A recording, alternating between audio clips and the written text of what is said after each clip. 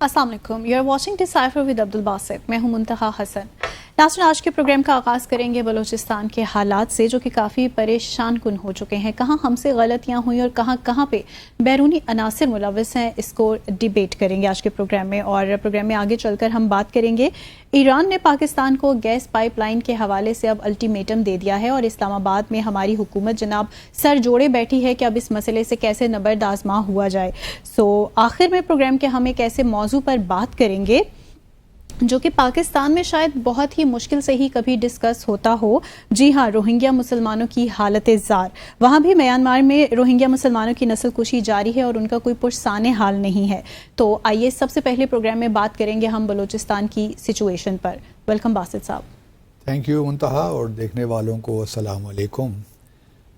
बलूचिस्तान की सूरत हाल डिस्कस करते हुए एक शेर भी याद आ रहा है, जिन्हें हम कह नहीं सकते, जिन्हें हम सुन नहीं सकते, वही बातें हैं कहने की, वही बातें हैं सुनने की। बेशक बलूचिस्तान का कुछ मामला गंभीर से गंभीरतर होता जा रहा है। एग्जैक्टली। इसमें कतन कोई शक नहीं है कि माजी में जब से पाकिस्तान बना उस वक्त से लेकर आज तक हमसे बहुत गलतियाँ हुई,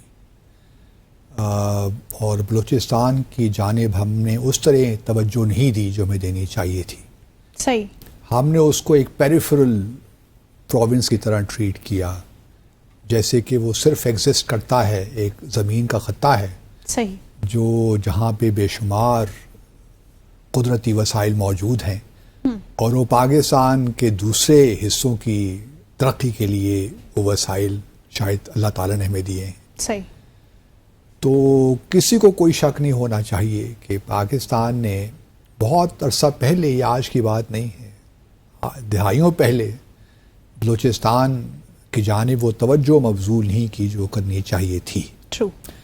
और आज जहाँ बलूचिस्तान खड़ा है, जो वहाँ पे एक इक़्तिसादी मुआशी तरक्की होनी चाहिए थी, सही, वो हमें नज़र नहीं आती। ये बात भी अपनी जगह दुरुस्त है कि सिर्फ बलूचिस्तान ही डिप्राइव नहीं है, हमारे बाकी सूबों के बहुत से इलाके हैं जहाँ पे आपको मुआशी प्रॉब्लम्स मिलेंगे। चाहे वो साउथ पंजाब में भी आप चली जाएं तो हालात को इतने अच्छे नहीं हैं, सिंध के अंदरून में चले जाएं तो वहाँ भी यही हालात आपको मोर और लेस नज़र आएंगे। इसी तरह खैबर पख्तूनख्वा चले जाएं, दूर दराज इलाकों में, और जो पहले जिसे हम फाटा कहते थे वहाँ डिस्ट्रिक्ट्स में चले जाएं तो वहाँ भी यही हालात हैं।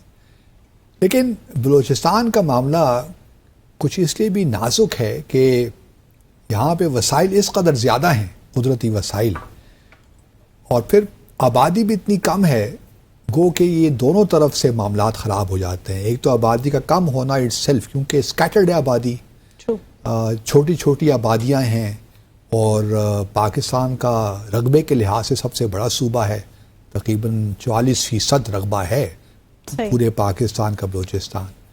तो वहाँ तरक्की के जो प्रोजेक्ट्स हैं उनको इम्प्लीमेंट करना बड़ा मुश्किल होता है। दूर दराज इलाकों में बिजली पहुँचाना, दूर दराज इलाकों में वाटर की सप्लाई पहुँचाना कुछ लोगों के लिए, तो हमारे इस्लामाबाद में लोगों के जो लोग बैठे होते हैं उनके लिए वो कॉस्ट इफ़ेक्टिव नहीं होता।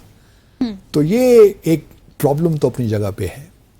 लेकिन जो प्रॉब्लम बलूचिस्तान के कुछ लोगों का अपना भी है। सही। वहाँ पे एक सरदारी निज़ाम है, चाहे वो बुक्तीज़ हों, मरीज़ हों, मैंगल्स हों, सरदारी कबायली निज़ाम जो होता है उसकी अपनी एक नेचर होती है। सही। सरदार जो होता है वो भी नहीं चाहता कि तरक्की बहुत ज़्यादा हो, लोगों में अवेयरनेस पैदा हो, लोग तालीम हासिल कर सकें, क्योंकि जब लोगों को तालीम हासिल करेंगे तो फिर वो सरदारी निज़ाम को भी तो चैलेंज करेंगे ना। सबसे पहले तो आई थिंक यही करेंगे। बिल्कुल। तो उनके भी मफाद में यही होता है कि लोग इसी तरह ही बस इसी हाल में रहें, पसमानदा हालात ही में रहें, और इन्हीं में उनकी सरदारी भी है, और ये मामलात इस तरह ही चलते रहें। तो ये एक लिहाज से अगर आप देखिए तो दोनों तरफ से ख़राबियाँ हैं। जहाँ इस्लामाबाद नाकाम हुआ है बुरी तरह, वहाँ जो कबायली सरदार हैं وہ بھی بہت بڑی رکاوٹ بنے اس بلوچستان کی ترقی میں. صحیح. اب ماضی میں اگر آپ دیکھیے تو 70s میں ذوالفقار علی بھٹو کے زمانے میں ایک بہت بڑا ملٹری آپریشن ہوا تھا, تو لوگوں کا خیال تھا کہ جی اب حالات ٹھیک ہو جائیں گے, لیکن حالات ٹھیک نہیں ہوئے. وہاں سے حکومت کو فارغ کرنا پڑا بھٹو صاحب کو, وہاں پہ گورنرز رول لگانا پڑا and so on and so forth. اس کے بعد آپ فاسٹ فارورڈ آ جائیے 2000, جب 9/11 کے بعد تو حالات اور بھی خراب ہوئے, نہ صرف بلوچستان میں بلکہ ہمارے خیبر پختونخوا میں بھی. پھر کہا گیا جی چلیے ایک پارلیمنٹری کمیٹی بناتے ہیں جس کو ہیڈ کریں گے جوجی شجاعت صاحب, صحیح. اور اس میں مشاہد حسین صاحب, دونوں یہ تھے 2 بندے جو اس میں پرومیننٹ تھے. وہ بلوچستان گئے, انہوں نے بہت وہاں لوگوں سے ملے, نواب اکبر بھٹی سے بھی ملے, اور بھی جو سردار تھے بلوچ ان سے ہی ملاقاتیں ہوئیں. پھر انہوں نے 2005 کے لگ بھگ ایک رپورٹ بھی اپنی فائنل کی کہ یار یہ چیزیں ہیں, یہ ہم ریکمینڈ کرتے ہیں, یہ اقدامات لینے چاہیے. تو کیا ورتھ رہی اس رپورٹ کی؟ کوئی ورتھ نہیں, اس کو شیلف کر دیا گیا. وہ بس ایک پارلیمنٹری رپورٹ تھی, اس کو بڑے فین فیئر کے ساتھ اعلان, یہی ہوتا ہے, اعلان کیا گیا. لیکن جو وسائل چاہیے تھے اس رپورٹ کو امپلیمنٹ کرنے کے لیے, وہ کسی اگر کوئی چاہتا بھی تو شاید وہ دینا ہی نہیں چاہتے تھے. نہیں ہو سکتی تھی امپلیمنٹیشن اگر پولیٹیکل ول ہوتی. چونکہ پولیٹیکل ول نہیں تھی اور بلوچستان کے لوگوں کو اس طرح وہ جو ہے اتنا کنسرن شو نہیں کرتے کہ جی 7-8 ملین لوگ ہیں, ان کو ہم قابو میں کر لیں گے. جس طرح دیکھیے نا ہمارے اس وقت جو وزیر داخلہ ہیں وہ کہتے ہیں بلوچستان کا معاملہ تو ایک ایس ایچ او کا کھیل ہے, ایک ایس ایچ او ہی کافی ہے ان کے لیے. اتنے سالوں سے یہ کون سے ایس ایچ او ہیں جو ابھی تک تعینات ہی نہیں ہو سکے اور جو قابو ہی نہیں کر پا رہے؟ کہاں ہیں وہ, کیوں نہیں تعینات؟ ان سے سوال کوئی پوچھے نا کہ انہوں نے, یہی معاملہ ہمارا صرف یہ کہ وہ لوگ غلط جگہوں پہ ہیں. اگر آپ میری بات میری رائے جن کو اسٹیٹ کرافٹ کا کوئی اتنا تجربہ نہیں ہے, وہ دوسری فیلڈ سے اٹھ کے آ جاتے ہیں.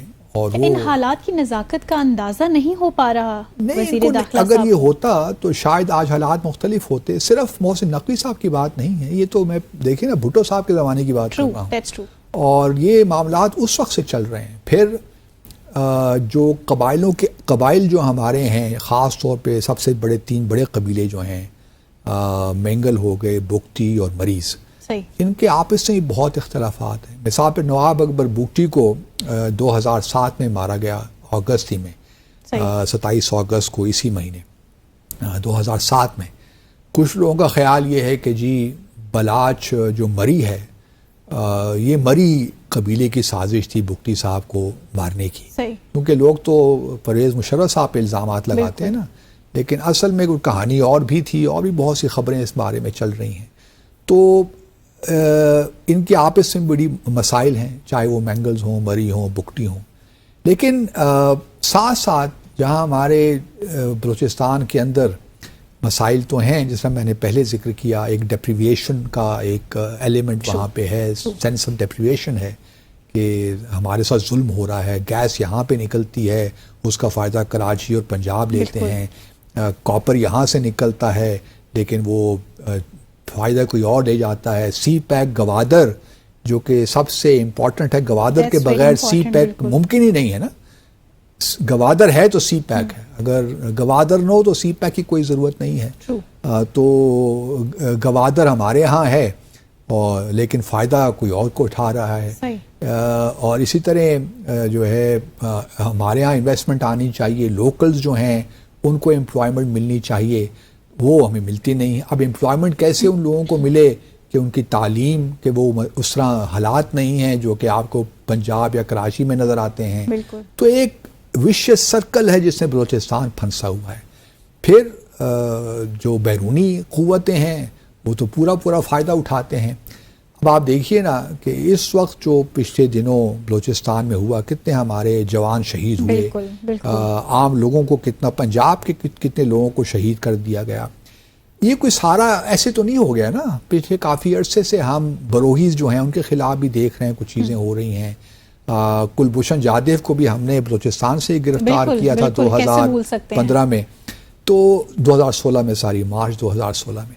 اچھا, اسی ضمن میں تھوڑا سا اپنے پروڈیوسر صاحب سے کہوں گا کہ وہ پرائم منسٹر مودی نے جو اسپیچ کی تھی نا 15 اگست 2016 کو ریڈ فورٹ پہ جو ان کا آزادی کا دن ہے، اس اسپیچ میں انہوں نے کیا کہا؟ اچھا، میری خوش قسمتی یا بدقسمتی کہہ لیجئے کہ میں بھی وہاں ریڈ فورٹ میں موجود تھا اور میں بھی ان کی وہ اسپیچ سن رہا تھا. تو جب انہوں نے بلوچستان کا ذکر کیا تو میں بڑے ایک دم، کیا تاثرات تھے آپ کے؟ میں تو پریشان ہو گیا کہ مودی صاحب کو کیا ضرورت تھی یہ مینشن کرنے کی، لیکن ہمیں معلوم ہے کہ انہوں نے مینشن کیا. لیکن پہلے آئیے ذرا شارٹ دیکھ لیتے ہیں. 3 جگہوں کے نام. چلیے، جموں اور کشمیر کا اور گلگت بلتستان کا آزاد کشمیر وہ تو ہے، معلوم ہے وہ تو ہے، لیکن بلوچستان کا دیکھیے مینشن کرنا نا، خاص طور پہ اس اسپیچ میں 15 اگست تقریباً کوئی 1 گھنٹہ 1.5 گھنٹے کی اسپیچ ہوتی ہے مودی صاحب کی. اس سال بھی تقریباً 90 منٹ سے اوپر انہوں نے تقریر کی. ماسٹر صاحب، اس حصے کے بعد تو یہ اسپیچ کم اور کنفیشنل سٹیٹمنٹ زیادہ ہے. ایبسلیوٹلی. اچھا، یہ کیوں؟ دیکھیے، میں اس کو اس لیے میں نے ہائی لائٹ کیا کہ بلوچستان جو ہی اگر آپ دیکھیں تو پچھلے کچھ عرصے سے آزاد جو مقبوضہ جموں اور کشمیر میں تحریک ہے اس نے زور پکڑا ہے، خاص طور پہ جموں ریجن میں. اور جموں ریجن میں چونکہ ان کے پچھلے کچھ 1-2 سال میں تقریباً 100 سے زیادہ جو سیکیورٹی اہلکار ہیں وہ ہلاک ہوئے ہیں. تو اب انہوں نے بلوچستان پہ کارروائیاں تیز کروانا شروع کر دی ہیں. جتنے بھی یہ چاہے بلوچستان لبریشن آرمی ہو، بلوچستان ریپبلکن آرمی ہو، اور یہ بلوچستان کا ذکر انہوں نے اسی لیے کیا کیونکہ یہ سارے لوگوں کو فنڈنگ ملتی ہے بھارت سے اور اسرائیل سے. مجھے اس میں ہمارے پاس شواہد ہی موجود ہیں جو ہم نے دنیا بھر سے شیئر بھی کیے ہیں. بالکل. میں خود ذاتی طور پہ جانتا ہوں کہ بلوچ لیڈرز، اس میں چاہے حرب یار مری ہوں یا برام داغ بختی ہوں، یہ تمام لوگ ملاقاتیں کرتے رہے ہیں سوئٹزرلینڈ میں، لنڈن میں، چونکہ میں دونوں جگہ رہا ہوں بحیثیت سفارتکار کے. اور پھر دہلی میں بھی مجھے معلوم ہے کہ ان کی ایک اور خاتون نائلہ قادری شاید اس کا نام ہے، وہ بھی جا کے بھارت میں انہوں نے ایک پریس کانفرنس کی. بالکل. اور وہاں پہ انہوں نے کہا کہ ہم ایک گورنمنٹ ان ایگزائل بنانے جا رہے ہیں. اچھا، اس وقت میرا خیال یہ تھا کہ بھارت کا بھی اس گورنمنٹ ان ایگزائل کو، کیونکہ ان کا بلوچستان کے لوگوں نے کہا کہ ہمیں اجازت دی جائے کہ جو گورنمنٹ ان ایگزائل ہم بنائیں وہ ہم انڈیا میں بنائیں. تو ہمارے لوگ بڑے پریشان ہوئے. میں نے کہا فکر نہ کریں، بھارت یہ کام نہیں کرے گا کہ اس کو بہت اوپن کر دے کہ جی ہم واقعی سپورٹ کر رہے ہیں. گو کہ نریندر مودی سے غلطی تو ہو گئی کہ انہوں نے اپنی تقریر میں بلوچستان کا نام لے لیا، لیکن اتنی غلطی نہیں کر سکتے کہ وہ گورنمنٹ ان ایگزائل انڈیا میں بنائیں. لیکن بلوچستان کے جو یہ سو کالڈ نیشنلسٹ لوگ ہیں یہ ابھی تک بھارت سے ان ٹچ ہیں کیونکہ ان سے فنڈنگ بھی لیتے ہیں. دیکھیے نا، میں ایک اور بات بھی اکثر کرتا ہوں بلکہ جب سے یہ معاملات اٹھے ہیں کہ ایک ہی راتوں رات میں ایک شخص اتنا لیڈر بن جاتا ہے، نہ صرف پوری دنیا میں جب وہ جاتا ہے یو کے یا ویسٹرن دنیا میں تو اتنی پذیرائی ان کو ملتی ہے، تھنک ٹینکس آنا شروع ہو جاتے ہیں. یہ ایک ہی رات میں ہو جاتا ہے. ایک ہی نامعلوم اشخاص جو ہیں وہ آنن فانن بلوچستان کے لیڈر بن جاتے ہیں. مجھے سمجھ نہیں آتی کس طرح ہوتا ہے. تو جب تک دیکھیے ویسٹرن دنیا، ہم سب جانتے ہیں کہ سی پیک کے خلاف کون کون سے ممالک ہیں، پاکستان کے ڈیٹریکٹرز کون کون سے ہم سب جانتے ہیں، چاہے وہ اسرائیل ہے، ایون امریکہ بھی ہے. وہ نہیں چاہتا کہ سی پیک آگے بڑھے، گوادر آگے بڑھے. ان کو خطرہ یہ ہے کہ ان دا لانگر ٹرم گوادر جو ہے وہ چائنا کا نیول بیس بن جائے گا اور وہ ان کے لیے اس علاقے میں خطرہ پیدا کرے گا. تو یہ سارے وہ جو فورسز ہیں اس وقت ایک لحاظ سے ایک ہی پیج پہ ہیں کہ کسی طریقے سے بلوچستان کو انسٹیبل رکھا جائے اور اس میں جو ہے ان کو آگے نہ بڑھنا دیا جائے کہ سی پیک آگے بڑھے. اور اسی لیے میں سمجھتا ہوں کہ زیادہ ضرورت اس امر کی ہے کہ بلوچستان کے معاملات میں فوکس طریقے سے آگے چلا جائے. کیونکہ اگر آپ بھارت کا میڈیا پڑھیے نا تو وہاں پہ بلوچستان کے بارے میں یہ کہتے ہیں کہ دیکھیے جی پاکستان تو اسلام کے نام پر بنا تھا لیکن بلوچ جو نیشنلزم ہے کتنا اسٹرانگ ہے، اب پاکستان کو سمجھ آ گئی ہوگی. میں ان کو یہ جواب دیتا ہوں کہ ابھی جو طالب علموں کا انقلاب آیا بنگلہ دیش میں، بالکل آپ نے تو شور مچایا بالکل کہ جو ہندو بنگلہ دیش ہیں ان کا کیا حال ہوگا. ان کے بارے میں زیادہ تشویش تھی نا. بالکل آپ کو بنگلہ دیش کے لوگوں کی تشویش نہیں تھی, آپ کو تشویش تھی تو ہندوؤں کی تشویش تھی. تو وہ کس بنیاد پہ تھی؟ مذہب کی بنیاد پہ ہی تھی نا. کوئی اگر آپ کو بنگالیوں کی تشویش ہوتی تو بنگالی تو یہاں بھی رہتے ہیں اور ویسٹ بنگال میں بھی رہتے ہیں. تو اس وجہ سے یہ کہنا کہ جو اسلام بائنڈنگ فورس نہیں ہے, یہ جو دو قومی نظریہ تھا یہ ویسی ایک ڈھونگ تھا, یہ آپ کے اپنے اقدامات اس بات کو ظاہر کر رہے ہیں کہ آپ جو باتیں کرتے ہیں ان کی کوئی حقیقت نہیں ہے. بہرحال بلوچستان کا مسئلہ ایک سیریس مسئلہ ہے. ہماری تمام پارٹیز کو جو شجاعت مشاہد حسین رپورٹ ہے 2005 کی, اس کو نکال کے دیکھیں, جو چیزیں امپلیمنٹیبل ہیں ان کو امپلیمنٹ کریں, تاکہ یہ صرف کائنیٹک طریقے سے نہیں ہو سکتا, طاقت کے ذریعے آپ نہیں کر سکتے. اس کے لیے ضرورت ہے کہ آپ جو باقی اقدامات ہیں ان کو بھی کریں, تاکہ بلوچستان کے لوگ بھی سکھ کا چین مطلب ایک سکھ کا سانس لے سکیں, اور ایک یہ پروونس جو ہے وہ بھی آگے بڑھے اپنی ترقی میں. یہ تو ان کا پہلا حق ہے, پہلا حق بنتا ہے, اور ہمارا فرض بھی بنتا ہے, ہماری گورنمنٹ کا فرض بنتا ہے کہ سب سے پہلے اہمیت دیتے ہوئے یہ جو بلوچستان میں سچویشن جاری ہے, انریسٹ جاری ہے, اس کو ایڈریس کیا جائے. ناظرین یہاں لیں گے مختصر سا وقفہ, stay with us. Welcome back after the break. So Basit صاحب, اسلام آباد میں تو ہماری گورنمنٹ کے لوگ کافی پریشان بیٹھے ہیں. ایران کی جانب سے اعلان کیا گیا ہے اور بڑا الٹیمیٹم دے دیا گیا ہے, جی Iran Pakistan gas pipeline پہ کام آپ نے مکمل نہیں کیا, اور are they going to fine us? نہیں, ہمیں کیا فائن کرنا ہے انہوں نے, لیکن ایران کے جو بھی تحفظات ہیں وہ ٹھیک تو ہیں. اور ایران اگر کوئی ایسا اقدام اٹھائے گا کہ وہ پیرس آربیٹریشن جو کورٹ ہے اس کو معاملہ ریفر کرے گا, تو بالکل حق بجانب ہوگا, اور اس کو کرنا بھی چاہیے میرے خیال میں. کیونکہ لیکن پھر بھی میں تو یہی درخواست کروں گا کہ نہ کریں بھائی, کیونکہ یہ معاملہ $18 بلین کا ہے. اگر یہ پیرس آربیٹریشن کورٹ میں چلا گیا تو $18 بلین تک کا ہمیں جرمانہ ہو سکتا ہے. $18 بلین کہاں سے آئیں گے؟ یہاں تو 18 بلین روپے جمع کرنا مشکل ہو گیا آج کل کے حالات میں. تو ویسے اتنا مشکل نہیں ہے, بجلی کے بلوں میں ڈال دیں گے. یہ تجویز سے آپ کی اچھی ہے, کوئی سن رہا ہو تو شاید ڈال ہی نہ دے یار, خدا کا خوف کرو, پہلے بہت تنگ ہوئے ہم. اچھا اب یہ جو معاملہ ہے گیس پائپ لائن کا, یہ کوئی نیا تو شروع نہیں ہوا. بالکل, یہ پچھلے کئی سالوں سے یہ چل رہا ہے.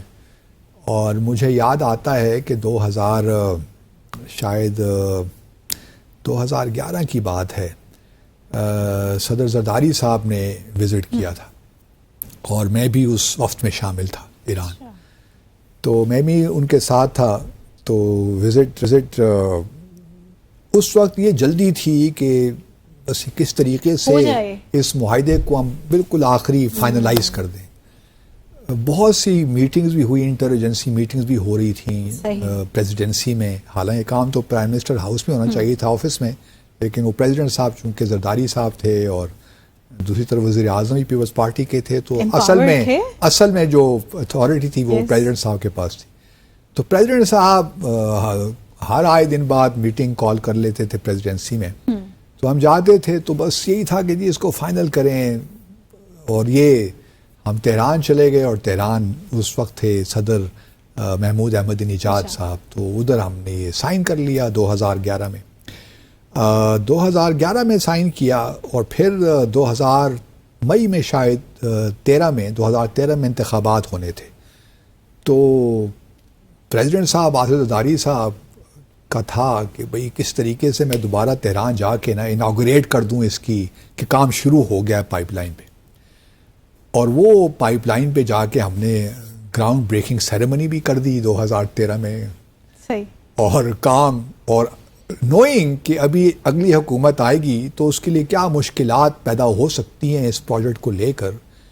تو ایک لحاظ سے اس وقت کے جو صدر تھے پیپلز پارٹی کی حکومت تھی, انہوں کو پتہ تھا کہ سینٹر میں حکومت تو کسی اور کی آنی ہے اب. تو انہوں نے کہا کہ میں فیت کمپلی دے دوں, دیکھا جائے گا, میں تو کام اپنا کروں نا, میں دنیا کو بتا سکوں یا اپنے لوگوں کو بتا سکوں کہ ہم نے کام کیا ہے, Iran Pakistan gas pipeline پہ ہم نے کام کیا ہے. تو جو کریڈٹ لینے کی بات ہوتی ہے نا، کریڈٹ لینا ہم چاہتے ہیں ہر معاملے میں. اس طرح دیکھیں نا، جلد بازی میں بھی ہوتے ہیں. اسلام آباد ایئرپورٹ 2017 میں اس کو کتنی جلدی سے انوگریٹ کیا 2018 میں شاہد خاقان عباسی صاحب نے، کہ تختی ان کی لگ جائے کہ بحیثیت پرائم منسٹر انہوں نے، اور ابھی اس کے بعد بھی کام اس میں جاری رہا. اور آج بھی اگر آپ اسلام آباد ایئرپورٹ جائیں تو یہ اللہ بہتر جانتا ہے، اللہ گواہ ہے کہ دیکھ کر شرم آتی ہے کہ ہم نے کس قسم کا یہ ایئرپورٹ بنایا ہے. کیونکہ دنیا میں پرانے ایئرپورٹس پہ ہم جاتے ہیں تو دیکھ کر ہم حیران رہ جاتے ہیں. لیکن چلیے وہ ایک الگ معاملہ. اچھا، تو یہ جو ہے صدر صاحب نے 2013 میں یہ کام کر ڈالا. کسی نے بابا دیکھا نہیں کہ 2008 میں پہلے تو پاکستان ایران پائپ لائن ہی تھی یہ، اس کے بعد پھر بھارت کو اس میں شامل کیا گیا 90 کی دہائی میں. پھر یہ IPI ہو گئی کہ یہ جو ہے گیس پائپ لائن آئے گی، اس میں سے گیس آئے گی اور پاکستان کے تھرو ہم بھارت کو بھی دیں گے. تو پھر بھارت نے امریکہ کے ساتھ 2005 میں نیوکلیئر کچھ ان کی ڈیل ہوئی جو 2008 میں فائنلائز ہوئی. تو 2009 میں بھارت نے تو اپنے آپ کو وڈرا کر دیا، کیونکہ بہت پریشر تھا امریکہ کا کہ جی آپ یہ ایران کے ساتھ یہ آپ کام نہیں کر سکتے. تو انہوں نے اس پہ وڈرا کر دیا کہ جی ہمیں آپ معاف رکھیں. دوسری ان کی کنسیڈریشن یہ بھی ہوگی کہ اگر پائپ لائن پاکستان کے تھرو آتی ہے تو ایک لحاظ سے ہم ڈپینڈنٹ ہو جائیں گے پاکستان پر. پاکستان کبھی بھی اس کو ٹیپ کو بند کر دے تو ہمارے لیے بڑا مشکل ہو جائے گا. تو ہماری جو ہماری جو اکنامک انڈیپینڈنس ہے یا جو ہمارے پاس اسپیس ہے وہ پاکستان کے ہاتھ میں چلی جائے گی. جس طرح دیکھیے نا ابھی یوکرین میں ہوا، رشیا نے کہا کہ جی ہم آپ کو گیس نہیں دیتے، کیا کر لیں گے ہمارا، یورپ سے کہہ دیا. تو اس قسم کی بھی پاسبلٹی. تو بھارت نے یہ مناسب سمجھا کہ میں اپنے آپ کو اس سے ہم اپنے آپ کو وڈرا. تو 2009 میں انہوں نے اپنے آپ کو وڈرا کر لیا. اب 2013 میں جب یہ ہوا تو ہم نے کیونکہ 2014 میں یہ گیس پائپ لائن بن جانی چاہیے تھی.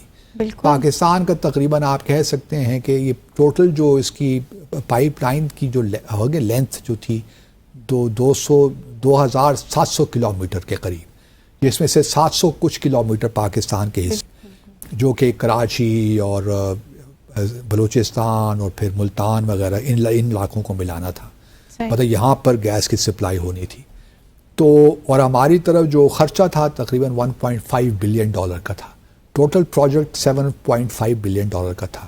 اب $18 بلین کا پینلٹی لگ رہی ہے تو $7.5 بلین کا پروجیکٹ. اچھا 2013 میں پھر ہم نے اس کو ری نیگوشیٹ کیا. ایران سے ریکویسٹ کی کہ دیکھیے ہمارے حالات کچھ ایسے ہیں، امریکی سینکشنز کا بھی معاملہ ہے، تو کچھ تھوڑا سا خیال کرو، کچھ سانو جانے دیو تسی، اسی بھی کچھ اپنا کم کر لیے تھے. تو وہ جو ہے ایران نے کہا ٹھیک ہے جی ہمارے برادر ملک ہیں تو آپ 2019 تک اس پہ کام ہم دیکھ لیتے ہیں کس طرح. تو 2019 تک ہی دے دی گئی. پھر اس کے بعد پھر نیگوشیٹ کیا اور پھر ستمبر 2024 تک کا وقت دیا اور ایران نے کہا یہ آخری اب آپ کو ہم دے رہے ہیں، اس کے بعد کوئی ریلیکسیشن نہیں ہوگی، اب آپ دیکھ لیجئے جو بھی آپ نے کرنا ہے. مین وائل 2017 یا 18 میں if I'm not wrong امریکہ کی حکومت نے ایک نیا قانون پاس کیا جس کو وہ کہتے ہیں countering American adversaries through sanctions act, CAATSA. اس سینکشنز وہ جو ایکٹ ہے اس کے تھرو سینکشنز لگتی ہیں. آپ جو بھی آپ کہہ لیجئے کہ اگر کوئی ایسے ایڈورسریز ہیں جس میں ایران سر فہرست ہے، کسی ان سے ڈیل کرتے ہیں کوئی ایگریمنٹ، تو امریکی یونیلیٹرل یک طرفہ سینکشنز ہیں، امریکی سینکشنز جو اس پہ لاگو ہو جاتا ہے. اب معاملہ یہ ہے کہ جو پیرس، ہمارے پاس تو ایک آرگومنٹ تو ہے نا کہ جی ہم امریکہ کی سینکشنز لگ گئی ہیں تو اب ہم کیا کریں، امریکہ نے ایک لا پاس کر لیا ہے تو ہمارے پاس اب گنجائش نہیں ہے کہ ہم اس پائپ لائن کو آگے لے کر چلیں. گو کہ ہمیں ابھی بھی بیانات سن رہا ہوں مختلف لوگوں کے کہ جی ہم اس پہ کام کریں گے، یہ کریں گے، اور یہ ہم پیچھے کئی دہائیوں سے سن رہے ہیں کہ ہمیں کوئی فکر نہیں ہے امریکہ کی سینکشنز کا، ہم ایران کے ساتھ ہیں اور ہم اس پہ کام کریں گے، یہ کریں گے. فکر نہ ہوتی تو ابھی تک یہ معاملہ پہنچ چکا ہوتا. دوسری بات یہ ہے کہ ان کو یہ بھی سوچنا چاہیے اگر واقعی یہ چلا جائے گا پیرس آربیٹریشن کورٹ میں تو پیرس جو کورٹ ہے آربیٹریشن وہ امریکی سینکشنز کو ریکگنائز نہیں کرتی. مطلب وہ اس کو کنسیڈر ہی نہیں کریں گے آپ کے آرگومنٹ میں. آپ کوئی بھی قانونی قانون کوئی بھی دے دیں آرگومنٹ کہ یہ امریکی سینکشنز اس پائپ لائن میں حائل ہیں، وہ آرگومنٹ ان کو قابل قبول نہیں ہوگا، کیونکہ اس ایگریمنٹ میں ذاتی طور پہ جو میں دیکھتا ہوں، جب ہم نے شروع میں نے بات کی نا کہ کس طرح اس کو جلدی سے ہم نے کیا بغیر سوچے سمجھے، ہم نے کوئی اس میں ہم نے پروویژنز نہیں ڈالی کہ اپنے آپ کو تھوڑا سا اپنے لیے کچھ ایک راستہ نکالتے، کوئی اپنے انٹرسٹ کو گارڈ کرتے صحیح طریقے سے، وہ ہم نے نہیں کیا، لیکن اب ہم پھنس گئے ہیں۔ اب یہ معاملہ جو ہے ایران کے ساتھ، تو آپ چلیں ایران دوبارہ بھی مان لے گا، آپ کو امید ہے؟ میں امید کر سکتا ہوں ایران سے کہ چلیے کچھ اور وہ ہمیں کہہ دے گا کہ چلیے جی آپ کو ہم سال 2 سال اور دے دیتے ہیں، تو کیا سال 2 سال کے بعد حالات ٹھیک ہو جائیں گے؟ کیا وہ امریکی سینکشنز ختم ہو جائیں گی؟ یا میرے خیال سے امریکہ کو راضی کر لیں گے جو جرمانہ لگے گا کہ امریکہ ول پے؟ نہیں، امریکہ کہاں پے کرے گا؟ امریکہ پہلے بھی تو اور بہت سے جرمانے ہمیں لگ چکے ہیں، کوئی پہلی دفعہ تھوڑی ہے یہ۔ تو سوال یہ ہے کہ یہ جو شروع سے ہی ہم سے غلطیاں ہوئی ہیں، ہم نے کام جلدی میں کیے، صدر زرداری صاحب نے جو ایگریمنٹ سائن کیا 2011 میں، صحیح اس کو سوچ سمجھ کے ہم نے نہیں کیا، بعد میں جب ہم نے اس کو ری نیگوشیٹ بھی کیا، اس میں بھی ہم نے یہی سمجھا کہ ہم شاید راضی کر لیں گے۔ تھوڑا سا اپنے آپ کو دیکھیے ہم کہاں کھڑے ہیں، کیا ہماری اسٹرینتھس ہیں، کیا ہماری ویکنیسز ہیں۔ اب اس میں دیکھیے نا، حالانکہ ایگریمنٹ تو بہت اچھا ہے، ہم بجلی بھی تو لے رہے ہیں نا ایران سے، تو ہم یہ کیوں نہیں لے سکتے؟ بالکل، گیس کیوں نہیں؟ ہم امریکہ کو کیوں نہیں راضی کر پا رہے ہیں؟ امریکہ پریشر ڈال رہا ہے نا، امریکہ سی پیک کا ایشو ہے، ہمارے چائنا کے ساتھ تعلقات ہیں، وہ چاہتا ہے کہ بھارت کے ساتھ تعلقات اپنے ٹھیک کریں، کشمیر کو آپ بیک برنر پہ ڈال دیں، یہی ان کی پالیسی ہے۔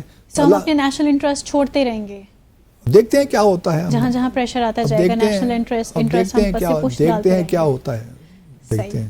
باسی صاحب نے تو کہہ دیا ہے کہ دیکھتے ہیں کیا ہوتا ہے۔ میں تو بیسیکلی باسی صاحب سے کچھ ریکمنڈیشنز بھی لینا چاہ رہی تھی۔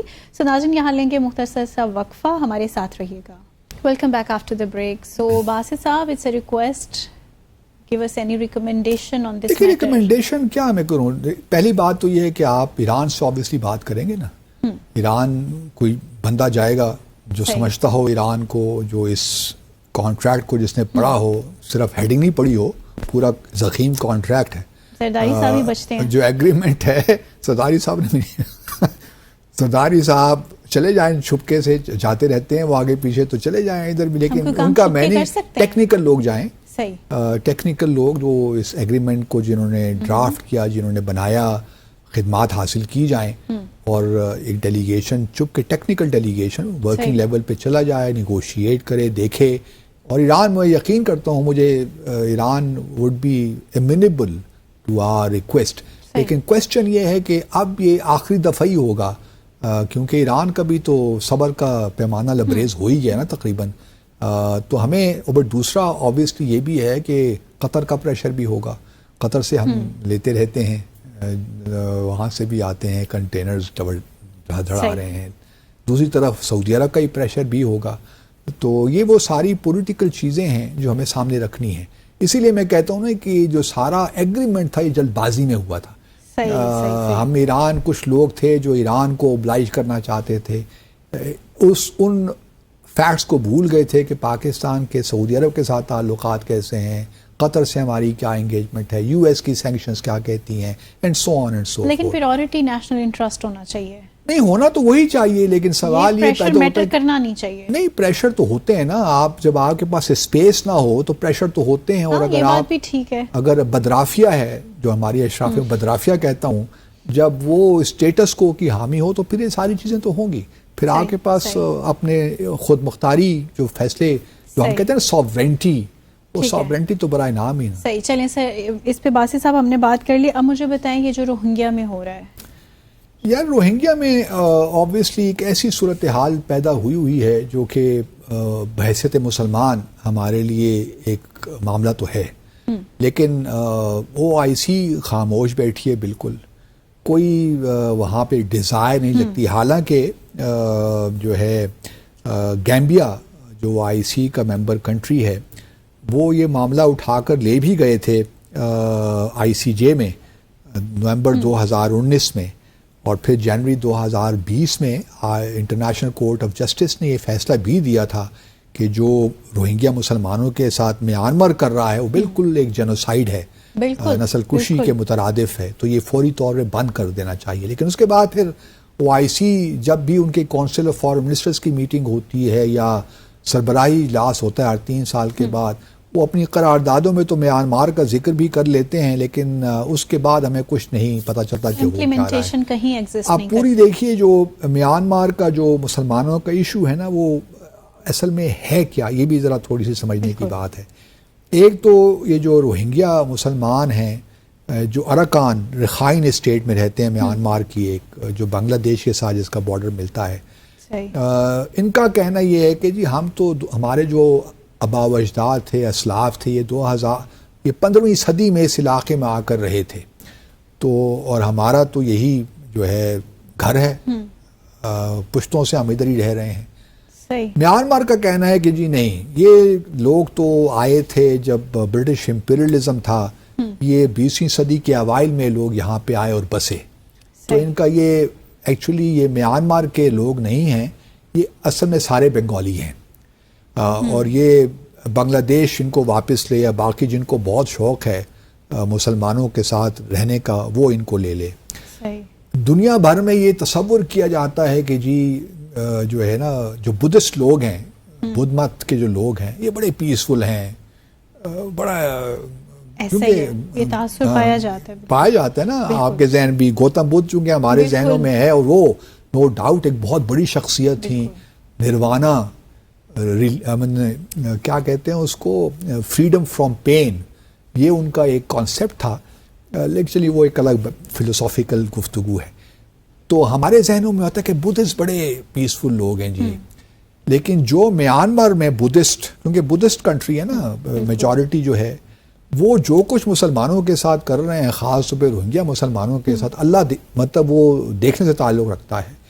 اور اس وقت اگر ان کی پوری آبادی آپ کہہ لیجئے کہ 35 لاکھ کے قریب ہے پوری دنیا میں، جس میں 1 لاکھ اس وقت صرف بنگلہ دیش میں ہی رہ رہے ہیں.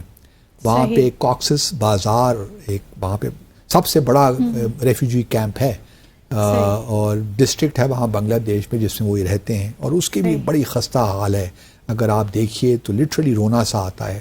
اور جس طریقے سے قتل عام، ابھی چونکہ ایک سول وار چل رہی ہے میانمار میں، 2017 آنگ سان سوچی بھی تھی نا نوبل لاریٹ جو تھیں، لوگوں کا خیال تھا کہ الیکشنز ہو گئے ہیں 2017-18 میں، تو ان کے آنے سے شاید روہنگیا مسلمانوں کے حالات بہتر ہو جائیں گے، لیکن وہ اور اس زمانے میں تو اور خراب ہوئے، اور انہوں نے ہاتھ کھینچ لیے کہ میرے بس کی تو بات نہیں ہے، یہ تو سول وار چونکہ ہو رہی ہے. اور وہاں پہ ایک اور جو اس رخائن اسٹیٹ ہے نا، وہاں پہ اس کو اراکان کبھی کہتے ہیں. اراکان جو ہے روہنگیا سالویشن آرمی فرنٹ، یہ بھی ایک نکل آیا تھا، کیونکہ اب مسلمان وہاں روہنگیا بھی کیا کریں بیچارے، جب صبر کا پیمانہ لبریز ہو جائے تو پھر آپ بے بس ہو جاتے ہیں نا، پھر اس کا ریاکشن ہوتا ہے. تو ایک سالویشن فرنٹ بھی انہوں نے بنا دی. تو جب وہ بنی اور کچھ ایسے اقدامات ہوئے، کچھ پولیس یا آرمی کی چوکیوں پہ حملہ ہوئے، تو میانمار کی ملٹری نے پھر پورے فورس کے ساتھ ان کو اور رگڑا، ان مسلمانوں کو. تو جو بیچارے سویلین انوسنٹ لوگ تھے وہ بھی اس میں شامل ہوئے، تباہی میں مطلب اس میں آئے. تو یہ ایک ایسا گمبھیر مسئلہ ہے کہ اب اس کو نہ جانے کس طرح ہم سالو کریں گے، کیونکہ یونائیٹڈ نیشن سیکیورٹی کونسل کی بھی قراردادیں ہیں، UN security council, UN secretary general بار بار اس کا ذکر کرتے ہیں، لیکن مسلمان دنیا ایک بے حسی کا شکار ہے، ان کو خیال نہیں ہے. ہمارے ہاں بھی چونکہ کراچی میں بھی کچھ روہنگیا موجود ہیں، روہنگیا مسلمان، بہاری بھی چونکہ ہیں، لیکن تعداد کچھ ایکچولی معلوم کسی کو نہیں ہے کتنے ہیں. کچھ لوگ کہتے ہیں کہ جی 20-30 ہزار کے قریب ہیں، کچھ لوگ کہتے ہیں کہ تعداد لاکھوں میں ہے، لیکن کل بہاریوں کو اگر آپ ملا لیں اور روہنگیا کو ملا لیں تقریباً 4 لاکھ کے قریب ہیں. لیکن روہنگیا مسلمان جو اس رخائن اسٹیٹ سے آئے ہیں ان کی تعداد شاید 20-30 ہزار ہی ہو. لیکن ہم نے بحیثیت ایک مسلمان ملک کے یا دنیا کے جو 57 OIC کے ممالک ہیں وہ کیا کر رہے ہیں.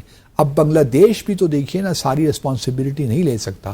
ٹھیک ہے وہ نیبرنگ کنٹری ہے، جتنے بھی روہنگیا مسلمان کوشش کرتے ہیں کہ اپنے علاقے سے کوئی 3-4 میل کا یہ سمندر یہ سفر ہے جو بیچ میں پانی حائل ہے نا، اس میں جا کر یہ کشتی کے ذریعے یہ پہنچتے ہیں کاکسس بازار ڈسٹرکٹ اور وہاں پہ یہ پناہ لیتے ہیں.